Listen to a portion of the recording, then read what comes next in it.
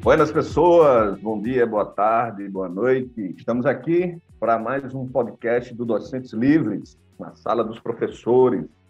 Estou aqui com meus amigos Everton, Rocha e Marcelo Maurício, né, para fazermos mais esse podcast. Hoje nós vamos falar sobre cultura do cancelamento. Mas antes de entrar no tema, eu queria, antes de mais nada, agradecer a todos os feedbacks que a gente tem tido, o carinho do pessoal, né, as sugestões, opiniões, a gente está catando tudo e espero a gente melhorar, né, sempre. Lembrando que o podcast da Sala dos Professores, a gente tem uma vez na semana, a gente vai lançar esse podcast e discutindo temas diversos, né?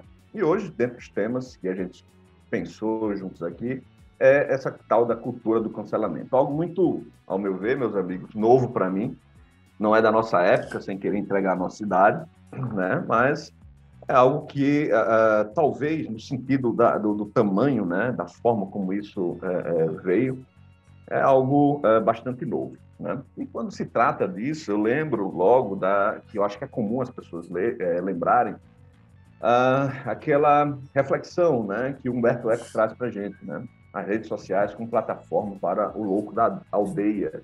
Muita gente coloca até como plataforma para idiotas, né? Talvez seja melhor do que o louco da aldeia. Porque o louco da aldeia, às vezes, ele não faz tanto mal como o idiota.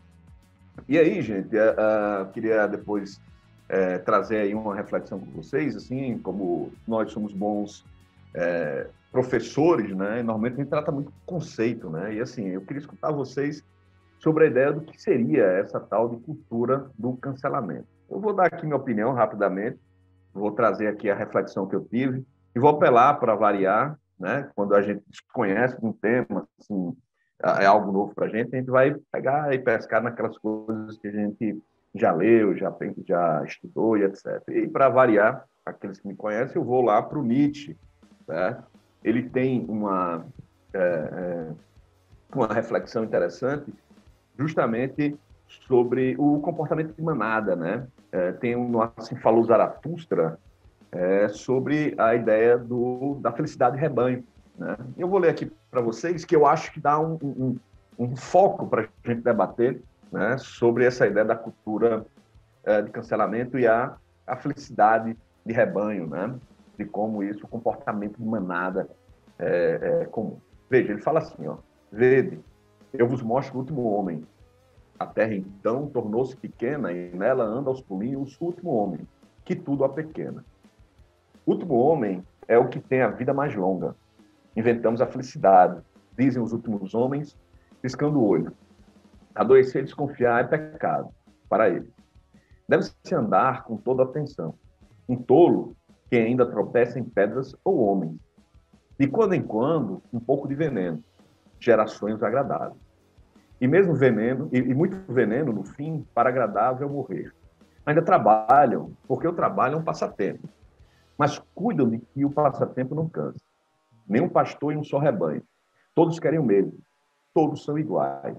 E quem sente de outro modo vai voluntário para o manicômio. Então, quando a gente se propôs a pensar isso aqui, gente, eu já trazendo aí para Everton, né? Eu pensei isso aqui, eu lembrei logo da cultura da cultura comportamento de rebanho, né? A cultura do cancelamento, desculpa, eu pensei logo no comportamento manada. Né? Então, eu acho que essa questão de Nietzsche, ela se apropria muito disso, né? Se deixar levar, né? E é talvez por uma ilusão daquilo que a gente debate algumas vezes, ilusão de uma verdade, ilusão de que existe um caminho comum a todos que possamos seguir, e aqueles que seguem, que vão por um caminho contrário, são cancelados, né, na palavra aí.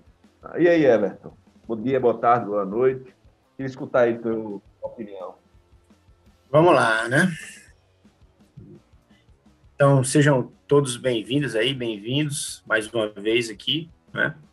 É um prazer estar junto aí com meus irmãos aí de combate nessa guerra, né?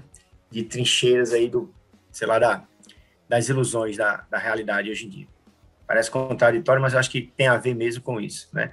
São as coisas que parecem reais. E eu vou começar até te parabenizando, cara, que eu acho que realmente Nietzsche ele é perfeito para fazer essa análise, certo?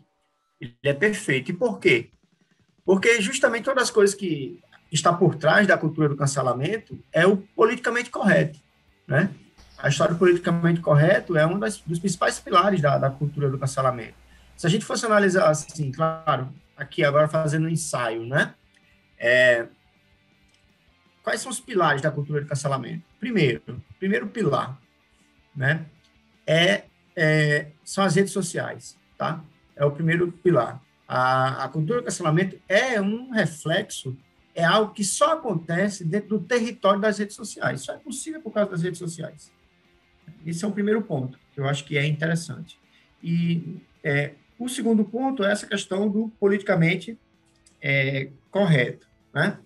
E o terceiro ponto, que eu creio que também é um outro pilar, vamos dizer assim, é essa ideia do rebanho, né? É essa ideia do grupo, é essa ideia de que há uma massa, né? Há um grande corpo, né? Que reage junto contra um inimigo, contra algo odioso ou contra algo imoral, né? Então, eu destacaria esses três pilares que eu acho que fazem fundamento, né? Essa história da cultura do cancelamento. A gente até estava discutindo, é uma cultura, não é? Eu creio que sim, tem aspectos de cultura, porque se expandiu muito, né? Rápido, há um modo aí de atuação que a gente pode identificar. Por exemplo, né? Pegando essa coisa do Nietzsche mesmo. O Nietzsche ele era um crítico da moral, né? Ele colocava a moral como algo que o rebanho usa para dominar, né? Então, a moral para Nietzsche é uma forma de dominação, né? E a base da moral, vamos dizer assim, eu boto moral aqui entre aspas, é a questão da verdade, né? Então, o que justifica os moralismos é a verdade, ou então aquilo que as pessoas creem ser a verdade. Só que o que Nietzsche mostra brilhantemente é que, na realidade, o que está por trás da verdade é o poder, né? Ou o desejo, vamos dizer assim, né? Um certo exercício do poder. Então, isso chama a atenção. Mas o que é que isso tem a ver com a cultura do cancelamento? Vamos examinar aqui um pouco, né? Vamos examinar aqui um pouco, e aí eu deixo vocês à vontade para me interromper na hora que quiserem, né? Há algo, então, na cultura do cancelamento de uma agressividade que eu fico pensando, sabe essas placas de computadores, assim, que as informações passam rapidamente? Eu diria o seguinte, as redes sociais, elas estão também para o fenômeno da cultura do cancelamento, assim como aquela placa, ela transmite informações dentro do computador, né? As redes sociais, elas transmitem paixões, né? Então, elas transmitem paixões numa velocidade incrível, né? E aí a gente vê fenômenos como esse, né? Eu falei de três pilares, mas eu ainda acho que tem um quarto, que é uma consequência dos três primeiros, que é o linchamento. É feito um linchamento público. Pois é, Everton, acho legal tu levantar isso. Dois pontos que são importantes de reflexão, né? Primeiro é que quando você e a tela do computador, vamos dizer assim, o limite moral, né? Vamos dizer assim, a forma como você poderia se comportar diante de outra pessoa, que você tem um certo freio, porque você está olhando para outra pessoa, e aí você não tem no computador, porque ali tem um certo grau de anonimato, né? E outra coisa que é importante, Eva, que você colocou, e aí eu te deixo falar mais ainda sobre isso, que é justamente que nós temos que ter consciência de que hoje as redes sociais, para uma grande quantidade de pessoas, em termos de comunicação, é o modo de vida delas, né? É a forma como se ganha dinheiro. E às vezes as pessoas, por um motivo qualquer, por questões morais, né? E eu acho que isso a gente pode debater um pouco mais à frente, de forma mais um pouco aprofundada, né? A gente, entre aspas, cancela essa pessoa e essa pessoa perde o seu ganha-pão, né? E é muito complicado isso aí, né? Eu acho ótimas suas reflexões, cara. E aí, pessoal, beleza? Saudações aí a todo mundo que nos escuta. Estou entrando agora no bate-papo, né? Meter aqui a minha colher nesse assunto. Eu acho bem interessante essa reflexão aí, última que Jordão trouxe. Cada vez menos existe uma diferença entre o digital e o analógico, né? E a vida concreta, a vida real.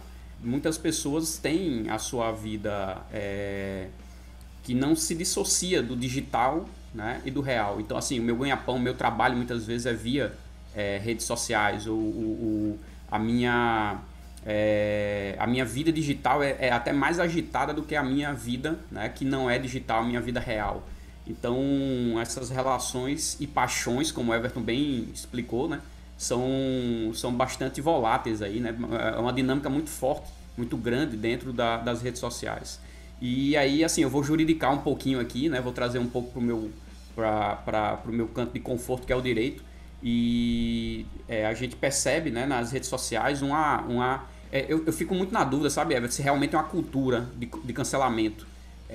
Talvez eu enxergue muito mais essa questão do cancelamento como uma espécie de autorregulamentação ou normas sociais, né? Já que não há, e isso me incomoda muito, né? Assim, nas redes sociais parece terra de ninguém, parece faroeste, né? Assim, não há uma regulação jurídica sobre o que eu posso e o que eu não posso fazer, né?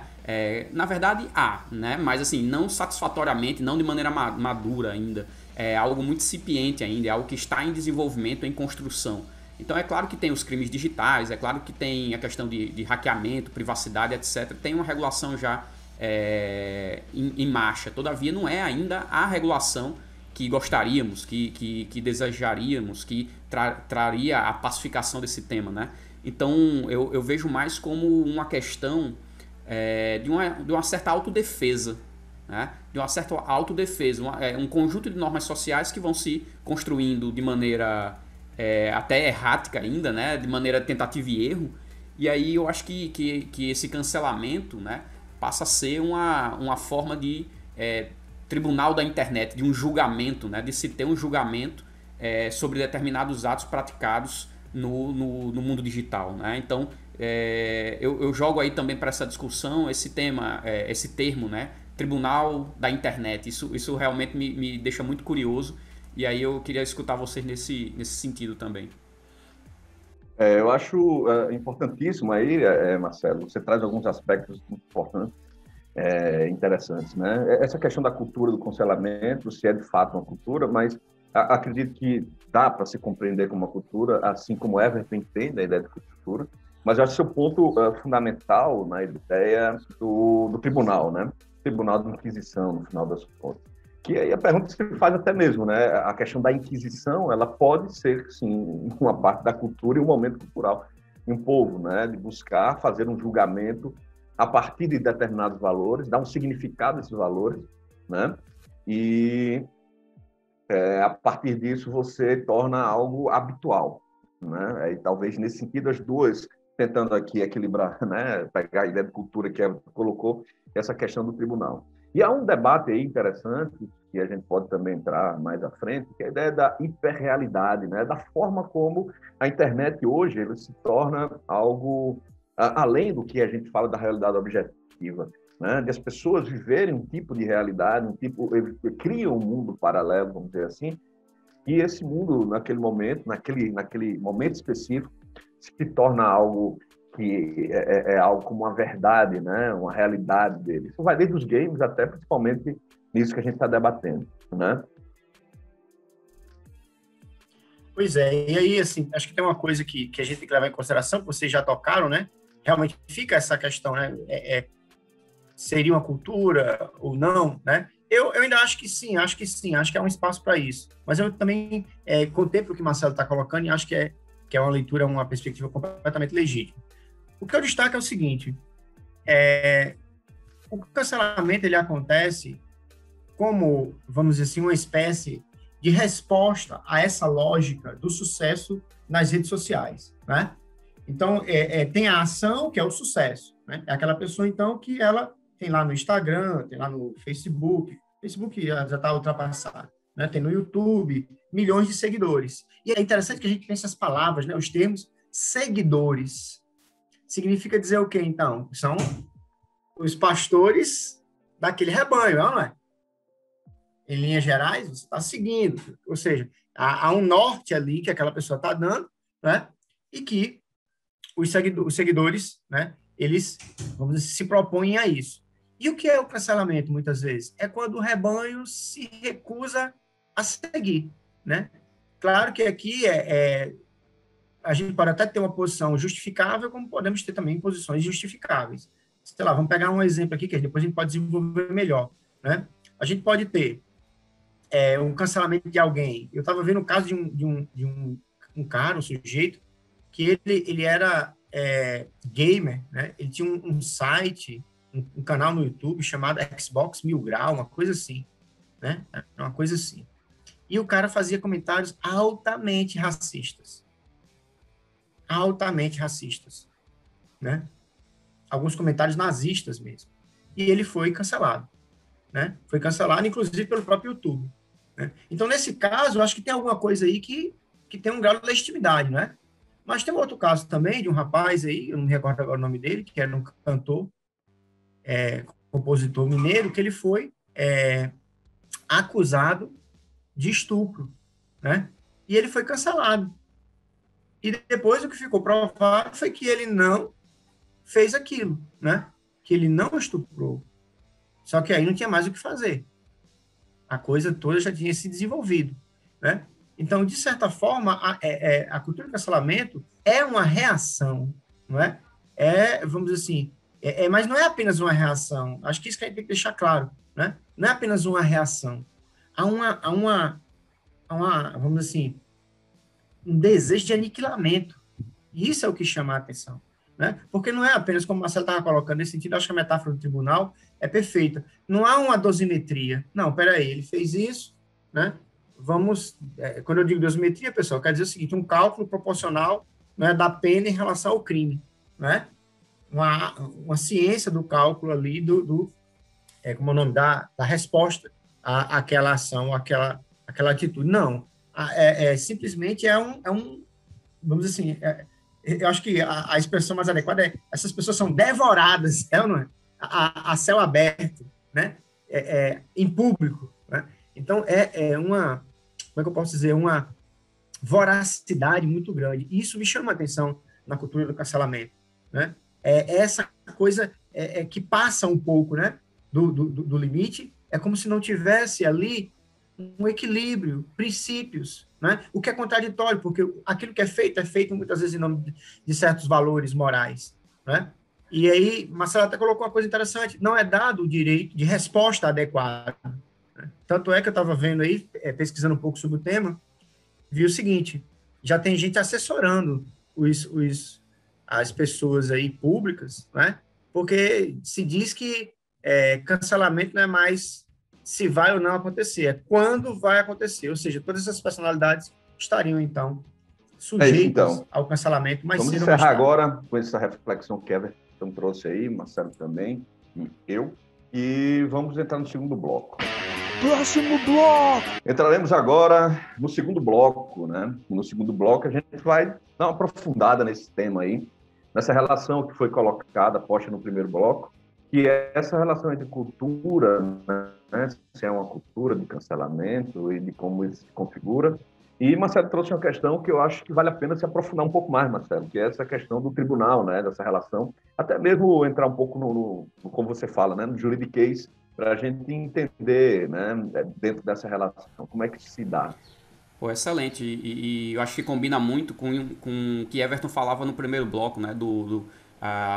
Essa cultura do cancelamento, né, não é questão de um mero julgamento, né, é uma aniquilação. Se você quer, na verdade, apagar a pessoa.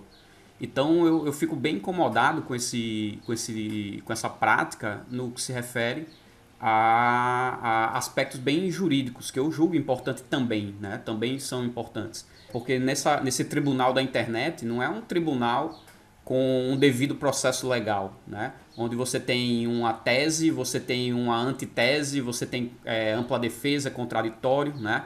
Então não é dado muito espaço de defesa. Everton citou no final do primeiro bloco um exemplo onde a pessoa foi acusada de estupro, depois se realizou que não tinha sido ele, né?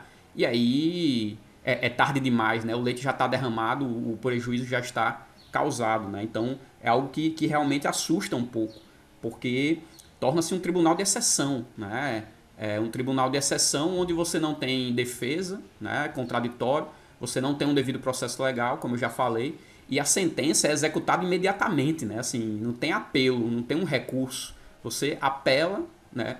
quer dizer, você não tem apelo, a sentença é executada de maneira imediata e completamente de forma, uma espécie de justiça. É aquilo que eu estava falando da autodefesa, né? Então, em muito grau, ok, você tem lá um discurso que é racista, homofóbico, que é genocida e ali merece o cancelamento, né? Então você tem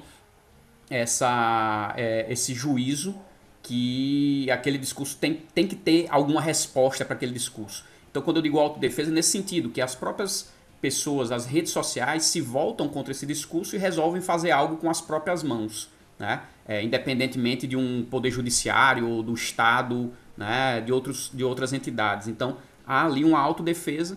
E isso pode acontecer também no que se refere a consumo, né? A gente pega a ideia de consumo consciente. Então, se eu sei que uma empresa tem trabalho escravo, eu não vou consumir aqueles produtos. Então, o cancelamento também é uma forma de boicote, só que é um boicote radical. Em que sentido? Do que Everton falava, de aniquilar, né? Então, outro termo jurídico que a gente usa muito, né?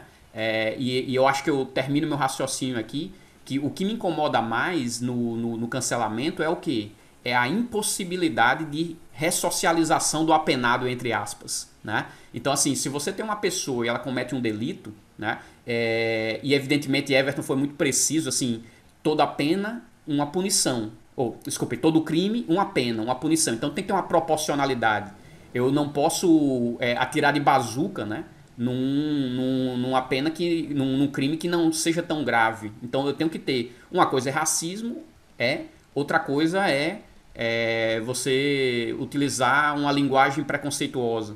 Então, é claro que ambos são reprováveis, mas a punição tem que ser proporcional, né? Então isso é bem importante. Mas o que eu digo assim é que quando a pessoa é condenada no tribunal da internet, a ela não é dada uma possibilidade de ressocialização, ou seja, uma segunda oportunidade. A lei de execução penal, e olha que eu não sou penalista, né? Ao contrário, eu sou bem fraco em direito penal, mas assim, a lei de execução penal, né? A famosa LEP. Você é antipenalista, Oi? Marcelo?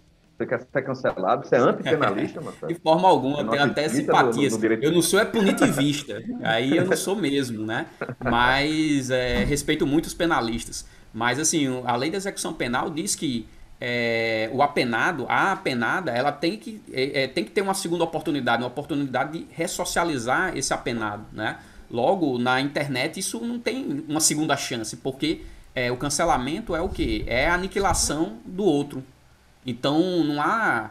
você queima todas as pontes, não há possibilidade de novo diálogo, não há possibilidade de educar, de transformar aquela pessoa, olha, dizer, você foi mal aqui por causa disso, disso e daquilo, né? Então, assim, tome jeito, se ajeite, né? Não faça mais isso. Então, isso me incomoda muito, porque é algo que é impossível ressocializar. Então, você polariza cada vez mais, você exclui cada vez mais, você deixa pessoas à margem da sociedade e essas pessoas não é dado a essas pessoas a possibilidade de aprender, né? Então, realmente eu me incomodo muito, né, com essa questão do tribunal da internet e do cancelamento. Eu acho que tem outras formas de combater o racismo, a homofobia, o discurso genocida, o discurso fascista, né? Existem outras formas de combater isso. Agora, é claro que é só a minha opinião, né? Tá mais do que autorizado a qualquer um discordar de mim, beleza? Era isso.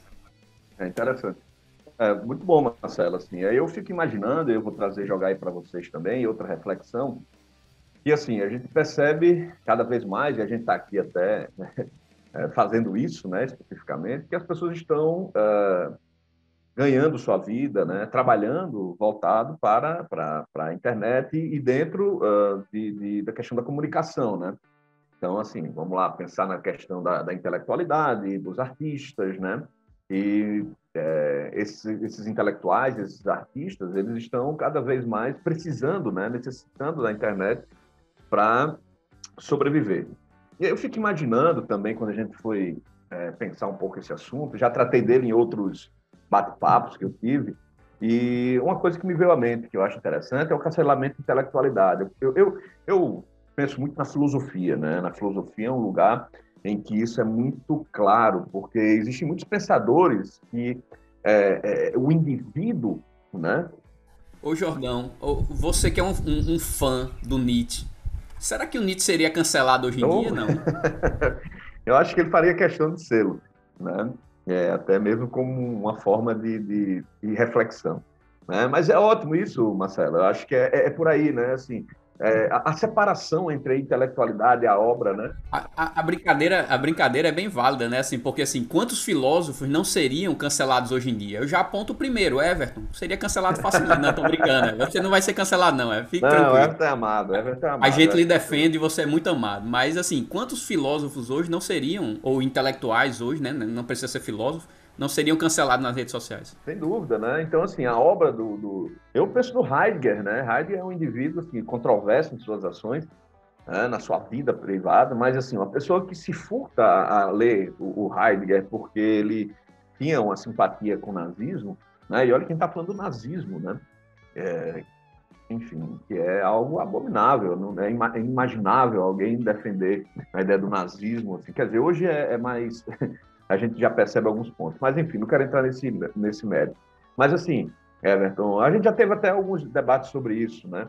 Então, assim, você pega um Heidegger da vida, você deixa de ler o Heidegger porque o cara, ele tinha lá suas predileções pelo nazismo, né? Mas aí, assim, a gente percebe hoje na cultura do cancelamento que vários artistas, principalmente, vários intelectuais, eles são cancelados e, às vezes, perde-se a oportunidade de enxergar a obra. Eu não estou falando de A, B ou C, não. Aqui. A gente tem vários autores, vários artistas que foram cancelados, muitos deles eu nem conhecia, mas eu trago isso, Everton, né? Essa cultura do cancelamento, essa separação entre o indivíduo, a arte, o indivíduo e a obra, né? Eu acho que é uma coisa a se pensar, né? Você tem algo a dizer sobre isso? Sem, por favor, ser cancelado. Comece suas palavras. Pois é. Na realidade, né, é uma coisa curiosa que eu estava pensando ontem, pesquisando também sobre esse tema, né? Eu me autocancelei, né? Eu acho que existe também o autocancelamento, né? Massa, ótimo. E assim, eu acho que a fala de Marcelo, Everton, fala um pouco sobre isso, né? Que assim, a gente fica se vigilando, né? É a tal da autocensura, né? Exatamente. Assim, eu me autocancelei. Por quê? Porque eu comecei a perceber que o contexto onde eu expressava minhas opiniões, ele não estava mais sendo levado em consideração. E aí, quando eu percebi, na realidade é um pouco culpa de vocês também, né? Que eu segui vocês eu fui o seguidor de vocês foram na frente, Ei, não venha botar culpa em cima de mim não, meu amigo. Cada um com seus cada um. Né? E eu imitei vocês, no final das contas, né? Então, assim, acabou que eu saí realmente do debate público, né? De ideias, desse debate, vamos dizer assim, de redes sociais, né? Mas eu confesso uma coisa para vocês, e aí vou entrar também nessa questão que o Jordão estava colocando, que é a seguinte: como intelectuais, né, a gente tem o direito de sair do debate público? Né? Essa é uma questão que fica, né? Foi o que vários me disseram, assim, várias pessoas chegaram para mim e falaram: pô, bicho, mas aí tu vai deixar de expressar suas ideias em função da reação, né? Mas, claro, a questão não é só a reação, né? A questão é o desgaste, que era muito grande, né? O desgaste emocional, os efeitos que podem ser econômicos também, pessoais. Pois é, o meu conselho de amigo, e a culpa foi minha realmente, era justamente que eu conheço o Everton pelo menos há 20 anos aí, e eu via o desgaste dele, como ele vinha desesperado. Ele está até mais novo, está mais como diria Falcão, joiado. Depois que ele saiu desses debates públicos. Joiado. A cutis de Everton melhorou muito depois que ele deixou de discutir na internet, cara, porque consumia muito ele. Então nós, como amigos de Everton, dizíamos: pare com isso, rapaz, isso está lhe consumindo, né? Everton chegava na sala dos professores vermelho de raiva, né, irado, e a gente: homem, tenha calma, olha a pressão. Mas é verdade mesmo, a economia emocional melhorou bastante depois que a gente sai, né? Depois que eu saí, né? Mas, ao mesmo tempo, quem pensou isso pela primeira vez não fui eu, foram algumas pessoas que fizeram esse questionamento. Se nós nos colocamos como intelectuais, a gente tem um dever também dentro da nossa sociedade, né? E quando eu digo dever, eu quero dizer o seguinte, né? Porque qual é o problema da cultura do cancelamento? É a polarização, são os extremos, né? É a falta de ponderação, né? É o julgamento sumário, como o Marcelo colocou, é o linchamento. Então, muitas vezes, nós fazemos esse trabalho de ponderação, né? Porque se tem uma coisa que eu acho que nós temos em comum, né? Que muita gente eu até brinco nas minhas aulas, o pessoal até está dizendo, né? Se fosse para ser cancelado nas aulas, eu acho que eu só não sou cancelado nas aulas porque eu critico os dois lados, né? Aí, no final das contas, eles olham assim e dizem, não, amigo, vamos deixar, né? Porque, pelo menos, quando ele está criticando um lado, eu tenho aquele gozo momentâneo, né? Depois, quando ele muda, eu fico chateado. Mas é a vida que segue. Mas é interessante, Everton, você levantar isso, porque eu tenho um nome para isso, né? Chama honestidade intelectual. Então, eu acho que se você tiver um comprometimento com o conhecimento, com a crítica, com a ciência, com a filosofia, eu acho que, assim, há um impeditivo, de certa maneira, há um escudo contra esse cancelamento. Eu acho que, de certa maneira, eu acho que a gente tenta, pelo menos, a ter esse comprometimento, né? E eu diria mais, viu, Jordão? Eu diria também autenticidade, pensar com a própria cabeça, que isso é fundamental, né? A gente não ficar se escorando em ideias de outros. É claro que a gente vai aproveitar ideias de outras pessoas, mas pensar com a própria cabeça, autenticidade e coerência. Então, um dia você chega e diz uma coisa, no outro dia você vai e diz, então você tem que manter uma coerência, e é claro que é permitido mudar de ideia, mas aí você fundamenta a mudança da ideia, né? Então, isso é o verdadeiro pensador intelectual, né? E conhecendo o Everton do jeito que é, coerência a Everton é que não falta, né? E autenticidade. E acho que o problema, né, tá nessas questões que a gente está colocando. Por quê? Porque acho que o que a gente não abre mão é da complexidade da realidade, não é? E a cultura do cancelamento, ela abre mão da complexidade da realidade. Ela simplifica as coisas, né?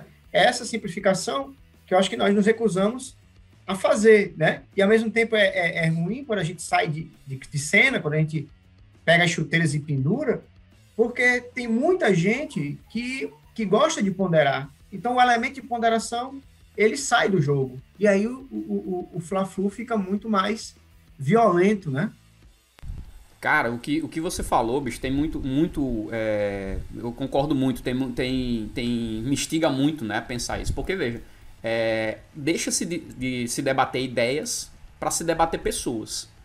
Então, em muitos casos, a pessoa joga uma ideia lá, um pensamento tal, aí os argumentos depois são quais? Mas você é assim, mas você fez aquilo. O que eu fiz ou o que eu não fiz não importa nesse momento, o que importa foi a ideia que eu lancei para o debate, né? E aí, ao invés de você discutir a ideia, você parte para desqualificar as pessoas. E isso nas redes sociais é péssimo, né? É péssimo. Então, esse cancelamento reforça que, no final do dia, o que se julga são as pessoas e não as ideias, né, que elas manifestam, né? Então, isso é muito ruim. Marcelo, e até eu acho que isso parte daquela ideia que a gente estava discutindo agora há pouco, da honestidade intelectual, né? Porque, assim, isso que você está falando é muito preciso, porque é a tal da falácia ad hominem, né?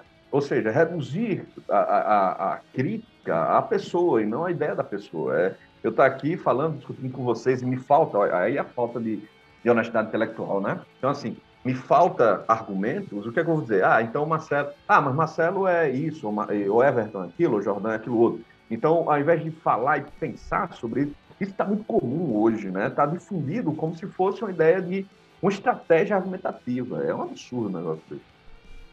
Cara, e outra, assim, e parece a quinta série, né? Eu me sinto muitas vezes no colégio de novo, assim, você joga uma ideia, você elabora a ideia, desenvolve a ideia, e no final o contra-argumento qual é?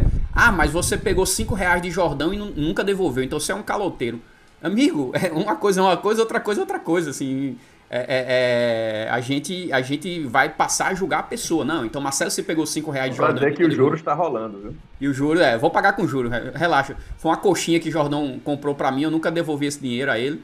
E aí... Mas isso, só pra deixar claro que isso foi no 2º ano do ensino médio. Então parece a quinta série, cara, assim...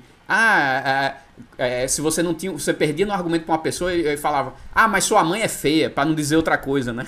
Sua mãe é feia, né? Sua mãe é assim, assim, assado. Você vai xingar a mãe do coleguinha, pô. Deixa a mãe do coleguinha em paz. É que nem... Tá lembrando agora as aulas de economia política, né? Quando a gente ia discutir Marx, né? Que a gente falava, não, a gente vai estudar um pouco de Marx. Aí já tinha gente que se coçava, que tinha vontade de vomitar, que, né? Aí eu dizia, pessoal, segura os argumentos, certo? Dizer que Marx, feio, barbudo, comunista, vai para Cuba, Marx. Não funciona, tá? não funciona. A gente pode fazer críticas a Marx, mas vamos primeiro procurar ler o pensamento dele. E o mesmo também servia quando a gente falava de Adam Smith, né? A gente ia falar de Adam Smith, aí já tinha o pessoal da esquerda que fazia, né? Aí já saía da sala, ficava no celular. Então, assim, cancelava a aula, vamos dizer assim, né? Aí vou cancelar essa aula aqui. Maravilha, você sempre tá falando... cancelar a aula. Não, mas não acontece, muito, né, cara? Não acontece lá no ambiente da aula, né? E assim, não faz sentido, né? Eu acho que uma coisa que a gente tem que realmente levar em consideração, vou pegar o caso da Alessandra Negrini, que me chamou muita atenção, né? Olha só, o que aparece na mídia, então? Ela foi cancelada porque ela se vestiu de índia, né? E aí vem aquelas velhas coisas, né? Apropriação cultural, né? Como é o nome? Teve uma índia que se sentiu ofendida, né? E aí, assim, honestamente, eu já estive num evento em que eu vi alguém comprando todo o pacote do politicamente correto. E, cara, para mim é muito incômodo, sabe? É muito incômodo porque é uma simplificação, muitas vezes, né? O que foi que aconteceu? Olha só, eu contei as consequências. Vamos para os fatos agora, descritos pela Alessandra e pelo seu entorno. Antes de entrar, ela subiu no trio elétrico, uma coisa assim, ela disse que estava se vestindo daquela forma para fortalecer a causa indígena, para lembrar que os indígenas estavam sofrendo violência, estavam sendo dizimados, sofrendo genocídio, que a floresta estava sendo destruída, né? E ao lado dela estava a candidata a vice-presidente do Brasil nas eleições de 2018, a vice da chapa do Boulos, que era a Guajajara, né? Então, assim, você não pode dizer que ela não se sentiu ofendida com isso, né? Então, assim, a complexidade. Eu não quero aqui dizer o seguinte, que o fato dela ter se vestido de índia não pode afetar certas suscetibilidades, mas a questão é a reação hiperbólica, não é? Então, você pega uma reação e você cria toda uma coisa com aquela... Por que não bota essas pessoas para dialogar, né? É isso que problematizar incomoda, não né? É problema. Não há diálogo. Você não, pode problematizar. Exatamente. O negócio é tornar isso como uma verdade positiva, né? É aquela velha história que aconteceu um tempo atrás também, da moça que estava usando um turbante, era branca, né, no metrô, e uma moça negra chegou para ela e disse, olha, você não pode, você está se apropriando culturalmente disso.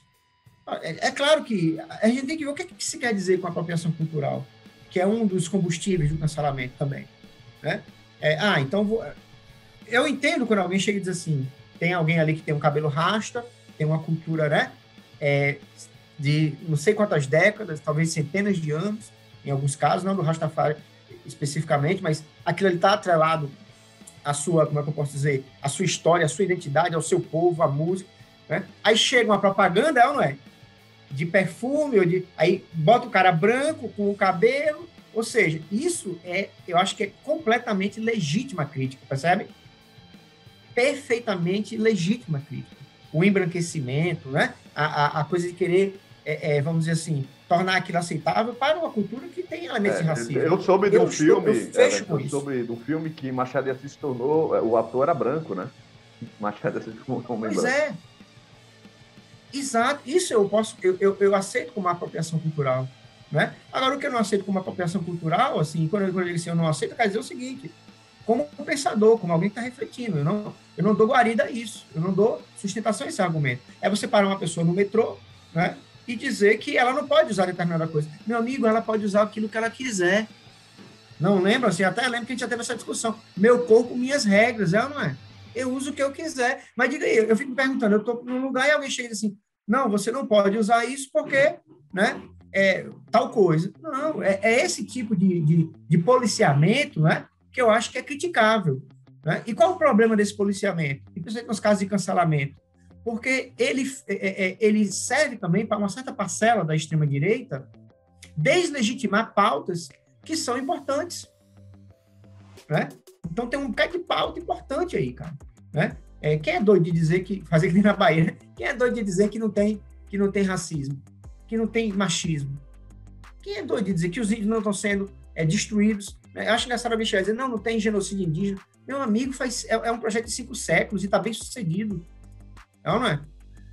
E tá bem, então tem. Agora a questão é, se o problema é posto dessa forma, as pessoas não percebem que o que está movendo a discussão não é o problema, mas é o ódio, né? E é um ódio difuso, é uma sopa de paixões, né? Eu acho que esse Big Brother aí foi um exemplo disso. Boa, Everton. Boas reflexões aí, problematizações. Então, encerramos esse segundo bloco e iremos agora para o derradeiro, o terceiro bloco, cujo título é Só a Filosofia Salva. Próximo bloco! Então, o terceiro bloco, vamos começar aqui falando de algumas pessoas que foram canceladas, né? E depois vem a parte Só a Filosofia Salva, em que a gente faz algumas reflexões aí críticas para tentar trazer à tona esse problema e eu, por que não dizer, ter uma orientação para pensar melhor sobre ela, tá? Então, o que eu não acompanho tanto assim, né? Eu sou meio analfabeto nesse sentido, que eu sei através de ouvir falar. Mas dentre um dos que eu ouvi falar e depois eu fui ler alguma coisa, foi de um youtuber, né, chamado PC Siqueira, né? Parece que ele tem um funcionamento bastante crítico, ele traz algumas reflexões, ele ganha seguidores com problematizações, né? Ele não tem medo de dar o cara a tapa, etc. E ele foi acusado, né, de pedofilia, de ter no seu computador, enfim, fotos e vídeos de crianças, né? Que é talvez o crime mais horrendo que exista. E ele, antes, né, ele era uma pessoa bastante conhecida, ia para vários programas, participava até de programas de televisão e etc.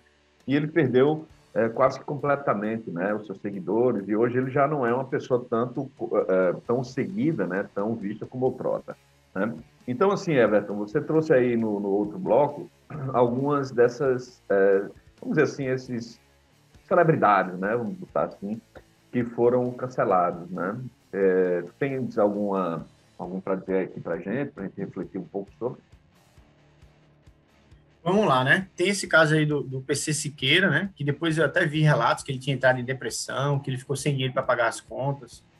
Foi um negócio foi bem punk mesmo, né? Temos o caso aí da Gabriela Pugliese, né? Que ela se reuniu com alguns amigos durante a Covid, né? Sem máscara, sem distanciamento, sem nada. Postou fotos nas redes sociais, dizendo assim, vamos zerar a vida, uma coisa assim, né? Salvo engano. Foda-se a vida! E aí, ela foi, né, massacrada, né? E aí tem um elemento também, que é um jogo, né? Nesse jogo do cancelamento, como até Marcela apontou também antes, existem interesses econômicos, né? Então, tem empresas, patrocinadores, que dão suporte, que associam o seu nome a esses influenciadores, né? E vários deles retiraram o suporte que davam a ela, né? Mas tem outros casos também. Por exemplo, vamos lá, né? No Big Brother aí, nós tivemos essa Carol com o K, né? Eu também não sou de assistir realmente o Big Brother, né? Mas eu vi as consequências, né? E essas consequências foram revertidas no processo de votação.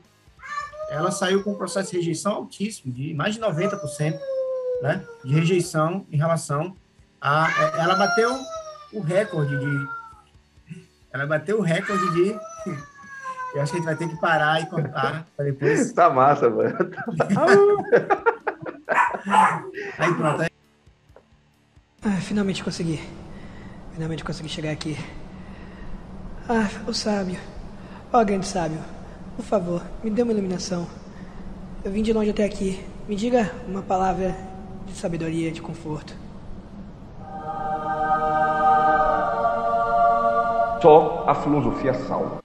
Entramos agora no bloco 3 e vamos debater aqui algumas partes mais práticas, vamos dizer assim, né? Fazer algumas reflexões em cima de alguns fatos que ocorreram de cancelamento. E depois a gente vai fazer algumas reflexões, cujo título é Só Filosofia Salva, fazer algumas reflexões do que é que a gente pode tirar como consequência, né? Alguma reflexão sobre isso. Quanto aos casos reais, devo confessar que eu não sou e nem estou muito à vontade para falar, porque eu não acompanho tantas coisas, né? Eu escuto falar e aí, de fato, eu tenho um entendimento e conhecimento. Mas eu lembro e vi alguma coisa sobre aquele youtuber, né, o PC Siqueira, né, ele realmente foi cancelado, e o motivo foi um motivo grave, até para se recuperar é algo bem complicado, que é a questão da pedofilia, né? Então, eu lembro que ele realmente foi investigado, não houve nenhuma conclusão sobre o caso dele, né? Ele foi realmente, se livrou, mas a consequência ficou, né? Ele realmente perdeu bastante seguidores, né? Ele vivia daquilo, perdeu seguidores, não foi convidado mais nenhuma TV, que também participava de alguns programas de TV, e isso, né, levou ele a vários problemas, né? Inclusive problemas, como o Everton lembrou aqui, quando a gente estava conversando, problemas de ordem emocionais, né, com depressão, e de ordem financeira também. Então, Everton, o que é que tu tem a falar aí, algumas reflexões sobre também essa questão do cancelamento? Vamos lá, né? Então, assim, esse caso aí do PC é um, né? E até como a gente comentou antes, ele ficou deprimido, ficou também sem grana para pagar até coisas básicas, então teve um impacto muito forte aí na vida dele, né? A gente conversou também sobre o caso da Gabriela Pugliese, né? Isso, que foi um dos cancelamentos mais famosos aí aqui no Brasil, porque já estava no contexto da Covid, né?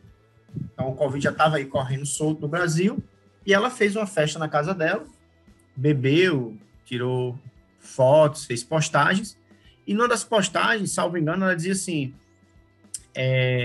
vamos zerar a vida. Foda-se a vida! E aí, para muita gente, aquilo afetava a sensibilidade, né? De quem tanto pegou Covid, quanto de pessoas que, como é que eu poderia dizer? Que morreram, né?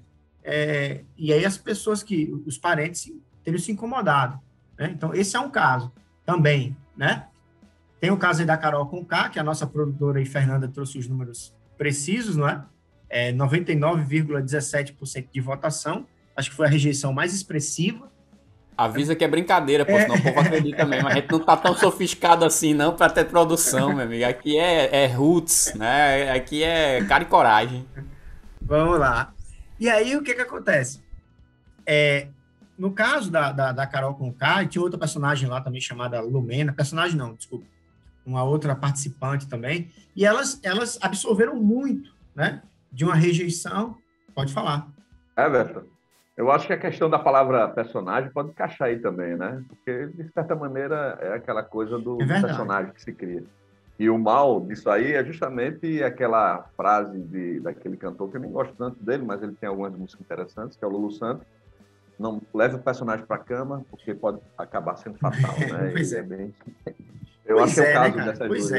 Eu realmente não acompanhei, mas assim, o que a gente via na mídia era justamente assim, uma certa agressividade e que parecia, de certa forma parecia, que elas encarnavam um certo estereótipo das pessoas que cancelam as outras, não é? Então, os canceladores foram cancelados, né? Lembra um pouco quem vigia os vigilantes, né?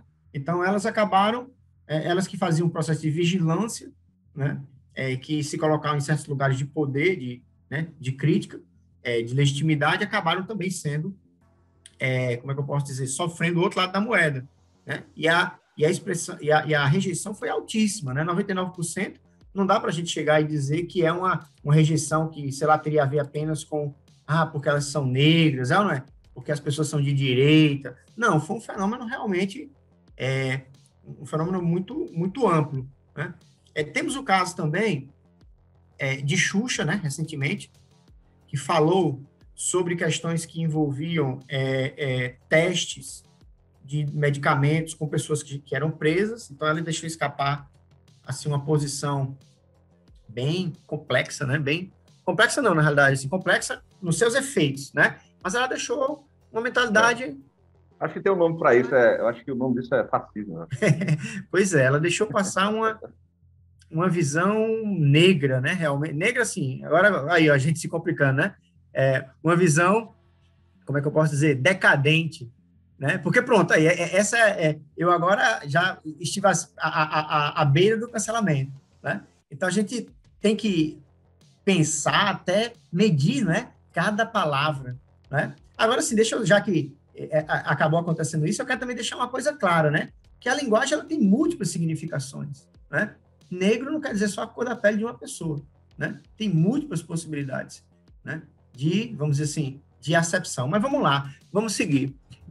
Então, no caso da Xuxa, teve essa questão porque ela defendeu o uso de medicação, testes de medicamentos com pessoas que estariam submetidas à pena, né? Estariam dentro do sistema carcerário.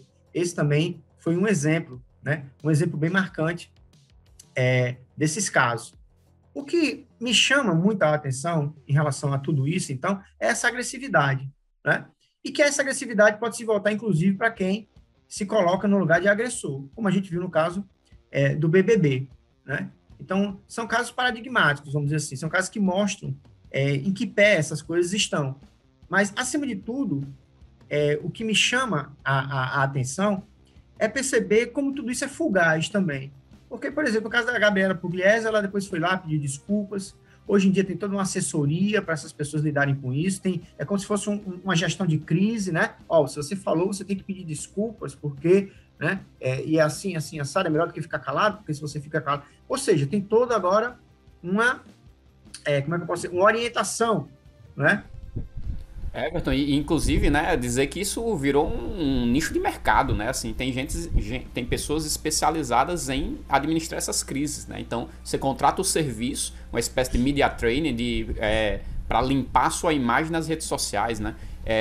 Eu também não sou muito de acompanhar o Big Brother, mas esse especificamente eu estou acompanhando um pouco, né, volta e meia eu dou uma olhada, e me lembro de ter lido alguma coisa, pode ser que seja mentira, não sei, mas eu me lembro de ter lido alguma coisa na mídia dizendo que o próprio Fiuk, né, fez um curso, uma preparação para ir para o Big Brother, já antevendo os possíveis problemas de imagem que ele poderia ter, né? Então, assim, ele foi meio que educado, né? Preparado para evitar determinadas posturas, evitar determinados confrontos, evitar determinadas palavras, né? Então, isso é um nicho de mercado hoje, né? O capitalismo é inovador, né? Traz novos nichos de mercado e essas celebridades estão fazendo uso, né?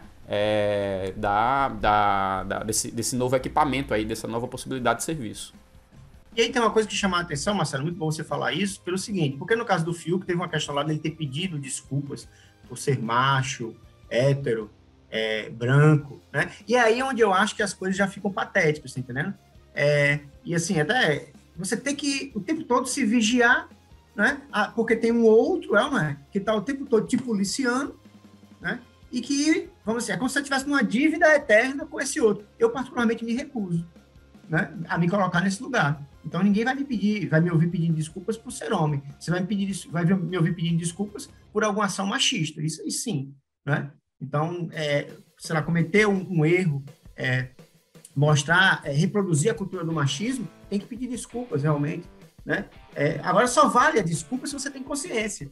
Porque uma desculpa que ela vem de uma forma, vamos dizer assim, como é que eu poderia dizer, cosmética, não é? Para você parecer bonito, para você parecer bom, não vale, não serve, né? Tem que ser realmente uma desculpa de alguém que tenha a consciência de que o machismo é uma coisa horrível, né? Então, tem essa coisa toda, e isso eu acho, honestamente, desprezível. Esse é o lado mais desprezível do politicamente correto. É você ver essa coisa artificial. O cara tá ali fazendo um personagem, pedindo desculpa por uma coisa que, no final das contas, o que é que ele quer dizer com aquilo? O que ele quer dizer é o seguinte: eu me submeto ao poder do outro, né?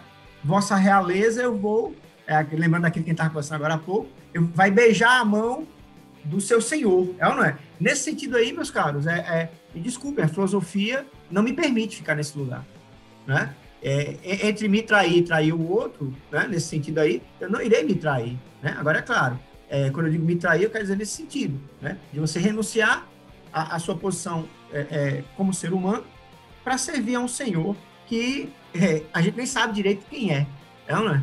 A gente nem sabe direito quem é essa força que está aí fora. Pegando esse seu gancho, Everton, aí, a filosofia, nesse caso, me salva. Então, é justamente o tema, agora, para a gente encerrar nesses minutos finais, de trazer algumas reflexões aí sobre esse tema. Eu acho que você já começou muito bem dessa questão da autenticidade, né, por assim dizer, de suas ações, e a partir dessa autenticidade no sentido de você ter consciência, né, ter consciência do seu machismo, do seu racismo, né, e aí sim, você tentar superar isso e, vamos dizer assim, consertar. Um dos pontos que eu acho interessante dentro da superação dessa cultura de cancelamento, eu acho que ao invés de cancelar, né, no sentido mais impositivo, né, da palavra, para voltar àquela ideia do comportamento de manada, eu queria chamar a atenção duas coisas rapidinhas aqui, né? Primeiro, justamente isso demonstra, sociologicamente falando, um comportamento, né, de manada, mas a gente dentro de uma bolha, né, de que a gente tenta perceber o outro, e Everton muito feliz aí, tenta perceber o outro a partir da nossa própria realidade. Né? Isso é a falta, de fato, de alteridade. De não se perceber no outro e logo cancelar aquele outro, não compreender ele e não estranhar, porque o estranhamento da alteridade é maravilhoso, é fundamental, e esse estranhamento é que nos faz, né, reconhecer o outro, mesmo que não concorde, vamos dizer assim. E um ponto que eu queria depois passar a palavra para Marcelo, é uma questão muito... que há um certo tempo eu tenho essa reflexão, e trazida pelo John Rawls, inclusive, né? Que é a questão moral, né? A grande complexidade de vivermos em uma sociedade democrática, né, contemporânea especificamente, é lidar com morais tão diferentes, muitas vezes díspares, né? E aí ele vai trazer um conceito que eu acho muito legal, que é de doutrinas morais abrangentes, né? De como doutrinas morais tão diferentes, né, podem conviver entre si. E eu acho que um dos grandes problemas é a falta de reflexão sobre isso. Porque, vejam, a minha ideia de moral não pode, o meu conceito de bem, a minha ideia do que é uma boa vida, e eu venho repetindo isso há algum tempo, né, não pode impedir da visão de Everton do que é uma boa vida, a visão de Marcelo do que ele entende do que é um bem. Né? Então, o grande exercício que nós temos que fazer, um exercício de superação dessa imposição de uma verdade, dessa sua moral, é justamente tentar compreender o outro, né? E já foi, eu acho, falado, muito bem colocado aqui, que evidentemente que os limites estão aí. Evidentemente que a questão de você trazer um agravo ao racismo, ao machismo, né? Enfim, as eugenias que se tem aí por aí afora, evidentemente que a gente vai censurar intelectualmente e até mesmo politicamente isso, tá? Mas, quando se trata da questão moral, no final das contas, o exercício é como é que eu posso entender a moral do outro e não impor a minha moral, né? E esse é furar a bolha, né?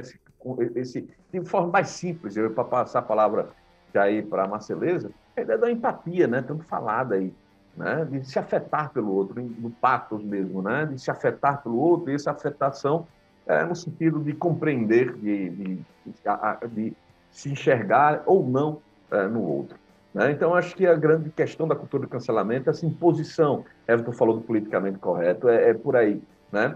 Existe uma posição que é correta e ela é universal, necessária, logo, se você não o fizer, você está cancelado. Excelente, meu velho, muito bom mesmo. Acho que, assim, de minha parte, em sede de conclusão, né, tentando ser bem sucinto, eu quero deixar evidente aqui que, assim, eu não vejo com bons olhos essa cultura de cancelamento, me deixa preocupado, né? Mas, ao mesmo tempo, aqui eu não estou querendo relativizar que determinadas posturas na internet são intoleráveis, assim. Então, como eu falei antes, discurso homofóbico, discurso racista, né, um discurso de dominação das mulheres, um discurso machista, isso realmente precisa ser combatido, precisa ser militado, né? Tem que ter uma militância para que se tenha uma resposta à altura, né? Que não se deixe que esse tipo de discurso prospere, discurso de ódio prospere na internet. Isso é importante. Inclusive, como eu falei, é uma questão de autodefesa mesmo, da gente ter essa militância, né? De ter esse impulso de contestar e sempre combater esse tipo de postura. Agora, me preocupa a cultura do cancelamento porque me parece ser algo do radicalismo, assim, você levar até as últimas consequências. Então, realmente, eu não tenho uma boa visão sobre esse fenômeno, eu fico preocupado. E nem de perto querendo aqui relativizar, né? Dizer, então não combata ninguém, não deixa o discurso de ódio prosperar. Não é isso que a gente está fazendo aqui. A gente está chamando atenção para problemas que estão postos aí nesse contexto do cancelamento. Porque me preocupa muito, como o Everton muito bem alertou, a questão de não basta rebater o outro, não basta contestar o outro. No cancelamento você está querendo aniquilar o adversário, né? O outro lado. Então isso é bastante preocupante. E que me leva a uma questão de uma palavra muito importante chamada linchamento. Eu disse no início do podcast que, assim, em muitos casos, a vida não se separa mais entre o digital e o real, digamos assim. A vida é digital e ela é analógica. Então você tem a sua persona, né, nos mundos sociais. Digitais, melhor dizendo assim, né? Então isso você pode causar um lixamento que a gente vê nas ruas. Então muitas vezes você tem um assaltante que é pego pela população e aí a população vai lá e lincha aquele assaltante, podendo até matá-lo. Então isso tá errado porque é contra a lei, é contra os direitos humanos, é uma postura de arbitrariedade moral, né? Então isso eu não concordo. Ao mesmo tempo que eu não vou concordar de você linchar e até possivelmente levar a pessoa a uma morte, seja uma morte digital ou uma morte real, né? Também não concordo, porque aí não há proporcionalidade do julgamento do tribunal da internet, né? Porque, mais uma vez, se eu tenho um crime, eu tenho uma pena, e essa pena é proporcional, ela precisa ser dosada, né? E o tribunal da internet, o resultado sempre é o mesmo. Qual é? É o linchamento e o apagamento, o aniquilamento do outro, né? Ou da outra. Então isso é preocupante, eu não gosto disso. Eu acho que isso, de novo, é uma questão de estado de exceção, né? É um tribunal de exceção, então é muito preocupante. Para terminar, sim, e outra coisa bem importante que eu esquecendo, a questão o cancelamento não dá oportunidade a uma ressocialização. Então você precisa também de um momento de educação. E eu entendo a educação como algo dialógico. O outro, você não pode queimar a ponte, cancelar o outro e queimar a ponte, pronto, essa pessoa morreu, não existe mais para mim.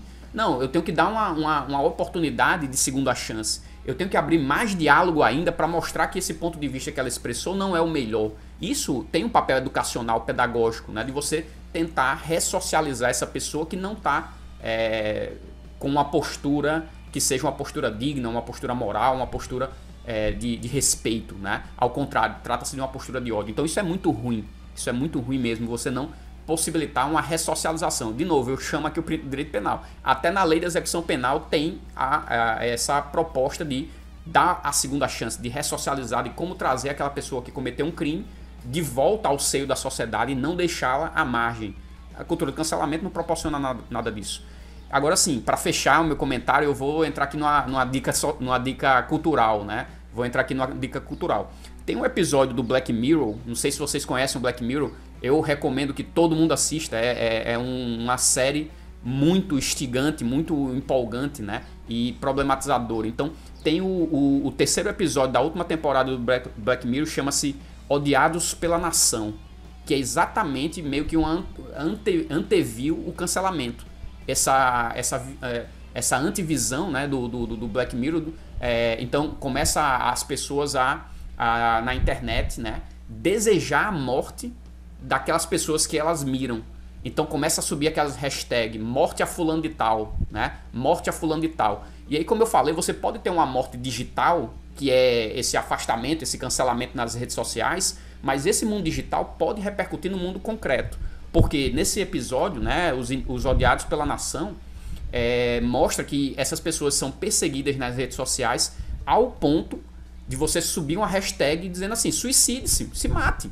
Né? Você tem que ser cancelado na vida virtual e na vida concreta. Então, assim, isso é muito importante, né? Isso é muito importante, porque esse cancelamento também pode ser a morte da pessoa que foi cancelada, né? Seja uma morte digital ou uma morte real, né? Então, assim, esse episódio me deixou de queixo caído, né? O Black Mirror tem essa capacidade e eu recomendo aqui como dica cultural, beleza? Meu povo, era isso que eu tinha pra hoje. Aí tô satisfeito aí. Acho que Everton vai fechar o episódio de hoje com muita propriedade. Vamos lá. Assim, eu queria chamar a atenção, primeiro, né? O Jordão falou do cancelamento em relação até Heidegger, cancelamento entre aspas, é claro, né? Do que aconteceu em relação ao nazismo. Cara, não deixe de ler Heidegger por causa disso, certo? Há muito mais complexidade ali. Claro que eu acho que ele errou, né? Errou e, né, pagou também por isso, né? Mas vale só lembrar que ele namorou uma mulher judia, né? Ele namorou a Hannah Arendt, né? Ele dedicou também o seu livro, Ser e Tempo, ao seu professor Russell, que era judeu, né? Claro que depois disso ele se deixou também levar por algumas coisas, mas a amizade com Hannah Arendt ele levou até o final da vida. Isso é um ponto, né? Segundo, dicas, né? Eu vou dar uma dica de leitura, né? Mas também tem a sua versão cinematográfica, A Letra Escarlate, Nathaniel Hawthorne, né? Ou seja, era quando as pessoas eram canceladas há séculos atrás, uma mulher adúltera que eles colocavam a letra do adultério no peito dela, né? Eles pegavam um ferro quente e no peito dela colocavam uma letra, né? A letra do adultério. Essa era uma forma antiga de cancelamento, né? De linchamento. Então, essa pessoa estava marcada, tinha um estigma ali. E o cancelamento é um pouco disso. Eu devo confessar que quando começou essa história de cultura do cancelamento, eu até que me empolguei um pouco, porque eu vi as pessoas se organizando para combater arbitrariedades, né, contra empresas, né, questionando determinados apoios.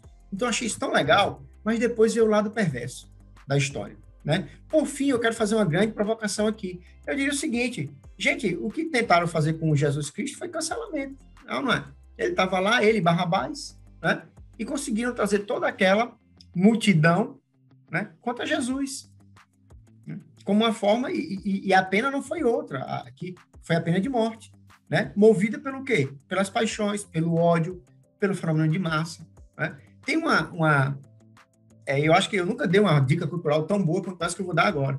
Tem um livro chamado Os Irmãos Karamazov, e tem um capítulo lá chamado O Grande Inquisidor, né?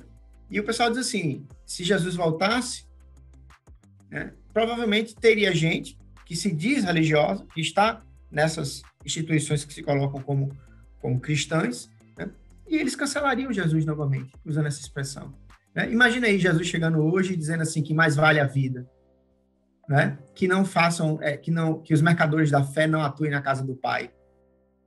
Já pensou Jesus hoje em dia chegando e dizendo coisas como essa, que é melhor amar o próximo do que dizer bandido bom é bandido morto, né? Com certeza teria gente que cancelaria Jesus, né? Diria, não, esse não é o meu Jesus é branquinho, de olhos azuis, europeu, né? E ele odeia judeus. Não odeia, amigo. Jesus era judeu, vamos lembrar disso. E ele pretendia salvar, no primeiro plano, os próprios judeus. Ele veio para salvar a tribo de Israel no primeiro plano, né? Depois a humanidade. Então eu coloco essa provocação, realmente, dessa história do cancelamento, se não é um novo nome, realmente, né, para um processo antigo, que é o processo de apedrejamento das pessoas, né? E aí eu diria o seguinte, quem não tiver pecado digital, que aperte o primeiro dislike. Ótimo encerramento com o professor Everton aqui, maravilhoso, como sempre, né, meu amigo? Então, pessoas, é isso, encerramos aqui mais um podcast na Sala dos Professores. E eu queria pedir a vocês que não nos cancelem, pelo contrário, nos sigam nas redes sociais. Entre lá no nosso site, na nossa página da web, né? docenteslivres.com.br. Entre lá no nosso Instagram, no Facebook. E tem as novidades também no YouTube. E outra coisa importante que a gente pede para continuar o nosso projeto é o Apoia-se. Tem tudo lá bonitinho no site, dizendo todos os detalhes. E dá essa força para que nós continuemos aqui juntos com o podcast, né? O link está aqui na descrição, basta vocês acessarem e aí vocês vão direto lá entender e saber as nossas propostas. É isso, pessoas. Mais uma vez, obrigado. Obrigado ao professor Everton Rocha, professor Marcelo Maurício. E tamo junto, amigos e amigas. Até a próxima.